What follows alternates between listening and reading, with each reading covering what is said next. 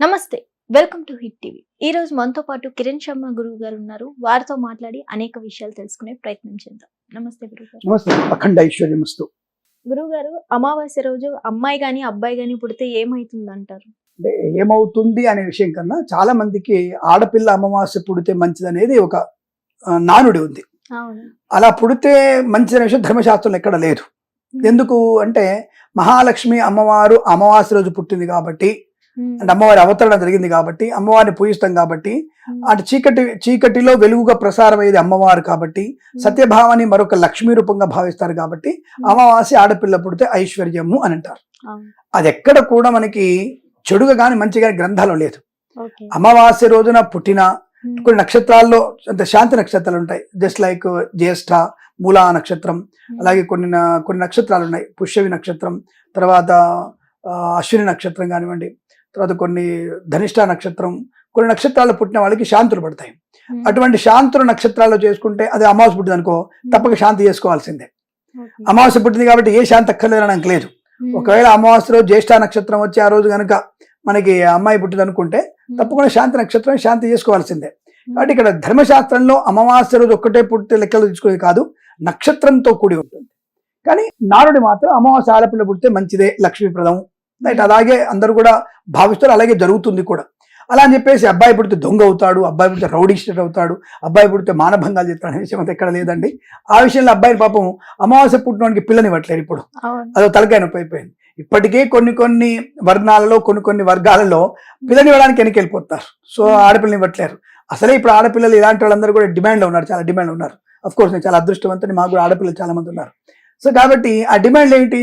నీకు జీతం ఇంత వస్తుందా, నేను వేరు కాపురం పెడతావా, మీ అమ్మ వాళ్ళ దగ్గర ఉండొద్దు, నేను సపరేట్గా ఉండాలి, మనం ఎవ్రీ 2 months ఒకసారి అమెరికా వెళ్ళాలి, లండన్ వెళ్ళాలి, ఇలాంటి కోరికల చిత్తాతో ఉన్నటువంటి ఆడపిల్లలు చాలా మంది అయిపోయారు. దాంట్లో అమావాస్య అబ్బాయి పుట్టడంగానే నువ్వు అమావాస్యడు పుట్టావా, నువ్వు అనామకుడివి, అమాయకుడు అవుతావు, రేపిస్ట్ అవుతావు అనేటువంటి విషయంలో మాత్రం అది ఆయన అటువంటి దాంట్లో కదా అభాండాలు వేసి ఆయన జీవితాన్ని నాశనం చేయకండి, గుర్తుపెట్టుకోండి. అంటే నక్షత్రం ప్రధానమైంది, తిథి ఏకగుణాప్రోక్త, అంటే శాస్త్రం చెప్పబడింది తిథి ఏకగుణాప్రోక్త.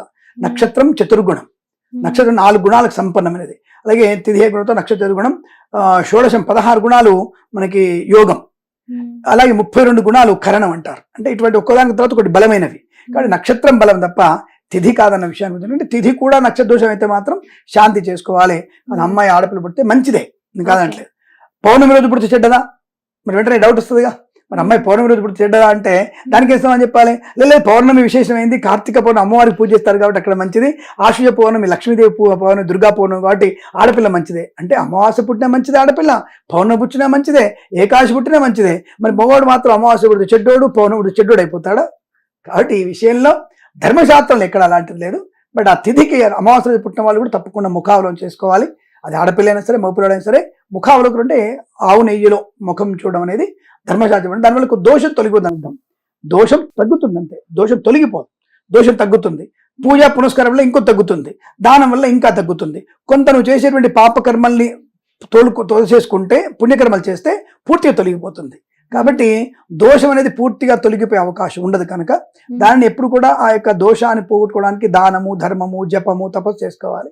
తప్ప మీకు అమావాస్య రోజు మగవాడు పుడితే నికృష్టుడు, ఆడపిల్ల పుడితే ఉత్కృష్టురాలు అనేటువంటిది ఏం లేదమ్మా. ఇద్దరు సమానమే, దానికి ఎటువంటి ఇబ్బందులు పడక్కర్లేదు. అమ్మాయి మంచిదే, సులక్షణ సంపన్నమైనది ఆడపిల్ల. ఎందుకంటే ఆడపిల్ల అంటేనే అందం, ఆడపిల్ల అంటేనే ఆనందం. మీరేదో మగవాళ్ళల్లో ఒక్కొక్క తురుమొక్కలా ఒక్కొక్కరు చూపించి అందంగా ఉండడం అనుకుంటారు తప్ప ప్రతి ఆడపిల్ల అందంగా ఉంటుంది. ఎందుకంటే వాళ్ళకి భగవంతుని వరం అది. ఎటువంటి ఆడపిల్ల అయినా సరే అసలు ఆ తయారవడే విషయం కానీ, జుట్టు వేసుకోవడం కానీ, ఆ వస్త్రధారణ కానీ, ఆ ముక్కెర, ముక్కు పొడుగు, అలాగే చెవులు పెట్టుకుని, ఇవి ఒక్కొక్కటి అమ్మాయి శరీరానికి అవందం ఇవ్వవు, వాటికి అమ్మాయి అందం, ఈ అందం అమ్మాయి అందం వాటికి ఇస్తుంది. అది అమ్మాయిలో ఉన్నటువంటి లక్షణం. అది ఎందుకంటే ఏ వస్తువుతోనైనా ఇమిడిపోయే తత్వం ఆడపిల్లది. అందుకే కోమలం అంటారు అమ్మాయిని. కోమల తత్వం అంటే ఇది అర్థం. కోమలం అంటే మెత్తగా ఉండదు అర్థం కాదు. కోమలం అంటే ఏ వస్తువుకైనా ఆ వస్తువుకి అందాన్ని తీసుకొచ్చేది అమ్మాయి శరీరం. నల్లగా ఉన్నా సరే, ఇప్పుడు మీరు ఎందుకు పాతకాలం ఉన్నటువంటి నటీమణులు ఉన్నారు, వాళ్ళు నాకు తెలిసినంత వరకు కొంత మన మొట్టమొదటి జాతీయ అవార్డు పోయినటువంటి భానుచంద్రతో యాక్ట్ చేసిన అమ్మాయి పేరు నాకు ఐడియా రావట్లేదు సరిగ్గా. ఆవిడ తర్వాత మనకి ఆకలి రాజ్యం సినిమాలో హీరోయిన్ ఒక ఆవిడ ఉంటుంది. ఈ వీళ్ళందరూ కూడా నల్లగా ఉన్నప్పటికీ కూడా అందానికి మరొక రూపాన్ని తీసుకొచ్చారు వాళ్ళు. అంటే చెప్తున్నా నేను. కాబట్టి అలాంటి అమ్మాయి కోమలతత్వం అంటే.